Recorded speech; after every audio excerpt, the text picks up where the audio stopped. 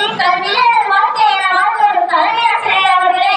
உயரிய நோக்கத்தில் உலகத்தையே உருவாக்கி கொண்டிருக்கும் உன்னதமான ஆசிரியர் பெருமக்களே, சிட்டுக்குருவிகளே, தட்டாம்பூச்சிகளே, முயல் குட்டிகளே, குட்டி மேதைகளே, வருங்கால தூண்களே, எதிர்கால நீங்களே, என் அன்பினிய மாணவ செல்வங்களே, உங்கள் அனைவருக்கும் என் தானாக கண்ணாடி தெரிவித்துக் கொள்கிறேன்.